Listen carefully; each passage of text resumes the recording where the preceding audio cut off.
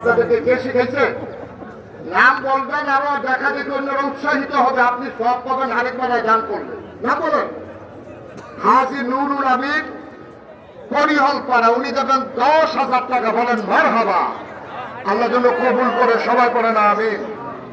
যে আর কে আছেন 10,000, 5,000। আর রুমালগুলো আসতেছে, ব্যাগগুলা দয়া করে একজন লোক খালি ফিরাইয়েন না, আমার অনুরোধ, একজন লোক খালি ফিরাইয়েন না। আচ্ছা, একজন লোক খালি ফিরাইয়েন না। আপনাদের সামর্থ্য অনুযায়ী আপনারা কিন্তু দান করেন। কারো সামনে থেকে যেন ব্যাগটা খালি না আসা লাগে। ঈদগাহটা আমাদের, এর ঐতিহ্য আমাদের, এর সম্মান আমাদের।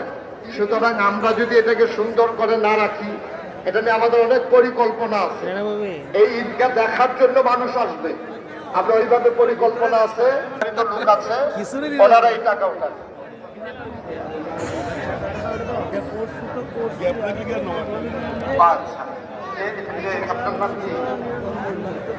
ইতালি থেকে ওনার বড় ভাই, আমি নাগাইল দরবারে যে বড় মসজিদ করতেছি, এটা তো আপনারা শুনেছেন। 30 কোটি টাকা পেয়েছে মসজিদ। এই মসজিদের জন্য ইতালি থেকে এক লোক 5,000 টাকা আমার মসজিদের জন্য পাঠাইছেন। আল্লাহ যেন কবুল। শফিকুর রহমান এই ব্যাংকার আর তুলি না দি উনি দিচ্ছেন 50,000।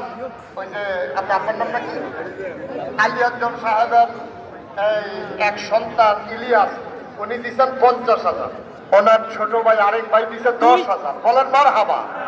মাশাআল্লাহ, মাশাআল্লাহ, আল্লাহ তুমি কবুল করো, আল্লাহ তুমি কবুল করো। আর কে আছেন? একজন লোক খালি যাবেন না। আর ব্যাগগুলো যখন সামনে আসে, আপনি নিয়ত করে আনবেন, আগামী বছর আসার সময় নিয়ত করে 100 টাকা নিয়ে আসবেন, 200 টাকা নিয়ে আসবেন, 500 টাকা পকেটে করে নিয়ে আসবেন। ব্যাগটা আসলে আপনি দিয়ে দেবেন। এই সবগুলো লোক যদি আমরা 500 টাকা করে দিই, তাহলে মাশাআল্লাহ কত টাকা উঠার কথা। কাজ হলো না কেন আমাদের? মাশাআল্লাহ।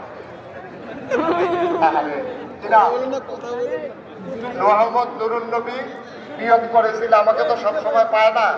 আমার দরবারের মসজিদ যে 30 কোটি টাকা দেয় মসজিদ, আপনারা জানেন, এটা বিশাল বাংলাদেশের ভিতর অন্যতম একটা মসজিদ। নিচতলা হাসপাতাল, দোতলায়